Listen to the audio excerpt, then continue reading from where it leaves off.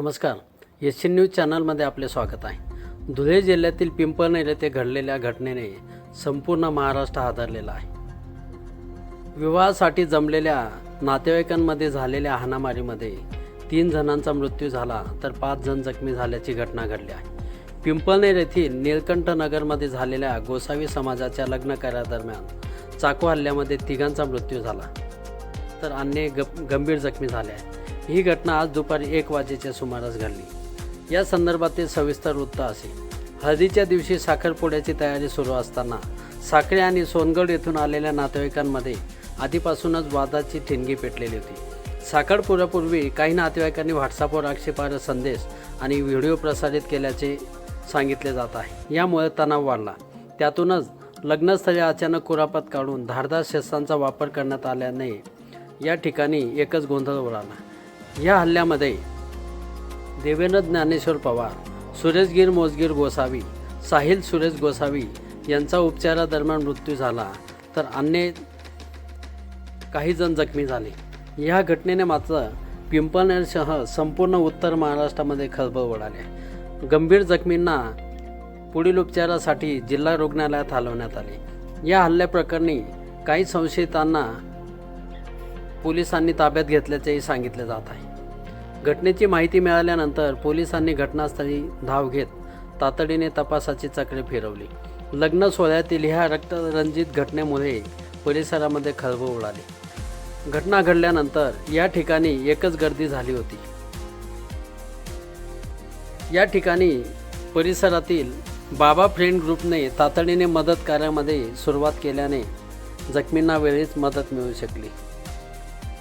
मात्र एकाच वेळी लग्न कार्याच्या आनंदामध्ये 3 जणांचा मृत्यू मारामारीमध्ये झाल्याने या घटनेने परिसरामध्ये संताप व्यक्त होत आहे।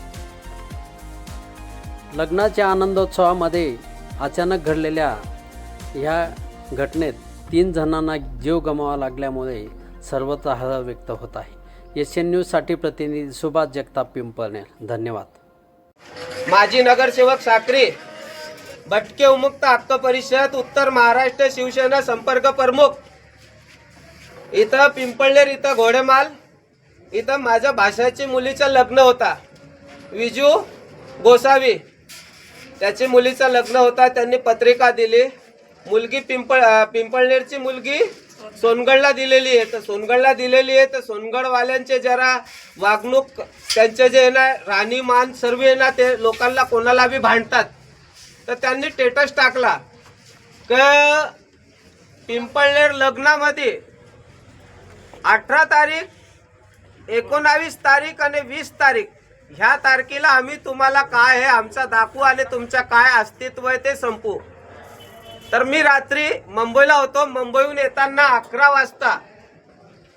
वाजता पिंपळनेर इथं माझ्या भाषाकडे गेलो। म्हटलं भाऊ हे लोक असे स्टेटस टाकताय तर स्टेटस टाकताय म्हटलं तर तुझ्या घरात लग्न आहे म्हटलं तर लग्नात भांडण व्हायला नको म्हटलं तर तू तिथला नवरदेव आहे त्यांना सांगून काही समजून दे ग जेणेकरून भांडणं होणार नाही।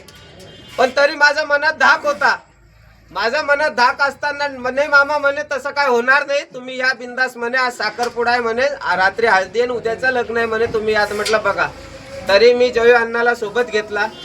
जयू अण्णाला साखरीहून निघताना साखरपुड्याला निघताना जयू अण्णाला सोबत घेतला आणि साखरी पिंपळनेर पोलीस स्टेशनला गेलो। त्यामुळे कोणाच्या लग्नाचं नुकसान व्हायला नको म्हणून आपण पोलीस स्टेशनला जाऊन हे व्हिडिओ वगैरे तर त्यांनी जेवढे स्टेटस टाकलेले होते ते स्टेटस मी तिथं दाखवले। पण अण्णांनी साहेबांना फोन केला। अण्णांनी साहेबांना फोन केला असताना साहेब आज शिवजयंती छत्रपती शिवजयंती असल्यामुळं साहेब कार्यक्रमाला होते। तर अण्णा बोलले भाऊ म्हणे एक काम करू आपण संध्याकाळी म्हणे तिथं जाऊ म्हणे आणि साहेबांशी भेटून घेऊ। आता म्हणे ते नवरीवाल्याच्या बापाला भेटून येऊन जात। आम्ही तिथं भेटायला गेले तर ऑलरेडी ते तिथं आलेलेच होते चक्कू वगैरे घेऊन खिशातून सर्व। जसे आम्ही गेलो बसायला गेलो तिथं बोलायला गेलो तर बोलताना आम्ही बोललो म्हटलं भाऊ असे स्टेटस का बरं ठेवता, कोणाचं लग्न होऊ द्या असं तसं। त्यांनी मागं पुढं विचार केलाच नाही। माझा भाऊ आहे माझ्यापेक्षा लहान सुरेशगिरी सुपडूगिरी गोसावी त्याला डायरेक्ट मारून टाकला। जेव्हा त्याच्यावर सुटलं तर तिथं देवेंद्र ज्ञानेश्वर पवार गेला त्याला बी घाव मारला। सुरेशगिरीचा पोरगा गेला त्याला बी घाव मारला। सुरेशगिरीचा भाषा गेला सागर गोसावी, त्याला बी घाव मारला आणि माझा पोरगा गेला त्याला बी घाव मारला. त्या लोकांनी प्लॅन वाईज हे घटना घडवली. आम्ही पत्रकार बंधूंना आणि प्रशासन आणि शासनाला विनंती करतो, जर ह्या लोकांना कमीत कमी 5-6 लोक आहेत, त्यांचे नावं सांगतो मी तुम्हाला.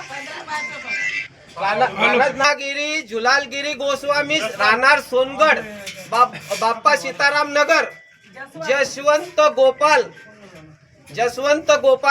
गोस्वामी, राहणार सोनगड, जतीलाल, त्याच्यानंतर अनिलगिरी हटुगिरी गोस्वामी सोनगड, त्याच्यानंतर सोनूगिरी गोस्वामी सोनगड, विजूगिरी हटुगिरी सोनगड गोस्वामी आणि कमलेशगिरी शंभूगिरी गोस्वामी सोनगड. अजून काय बाकीचे असले तर आम्ही नाव तुम्हाला कळवू. परशु शंभू गोसावी या लोकांनी मिळून पूर्णपणे प्लॅन वाईज या आमच्यावर अत्याचार केलेला आहे.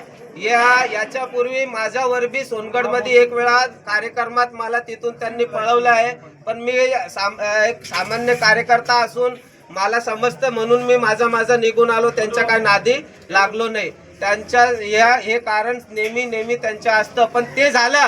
पण आज माझ्या पोरगासारखं माझ्या पोरग्याला मला खांद्याला खांदा लावून माझ्यासाठी रात पाटला गाडी सोबत जाणारा ज्ञानेश्वर देवेंद्र ज्ञानेश्वर पवार याचा काही संबंध नसताना त्या पोराची बी डेट झाली आहे आणि माझा भाऊ सुरेशगिरी गोसावी याची डेट झाली आहे.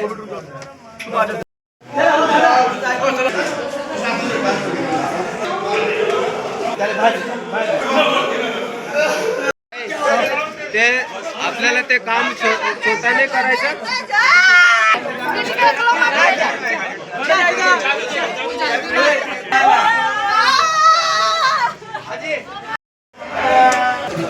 आपल्याला स्पॉटले जाणं पडेल. तुम्ही माय सरकार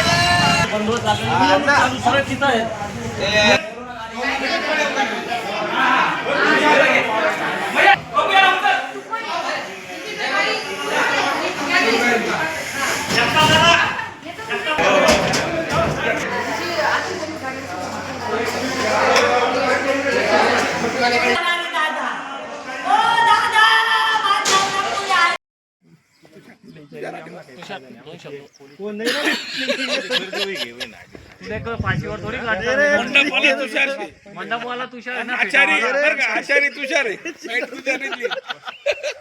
कारागीर तोच होता सिरकंड.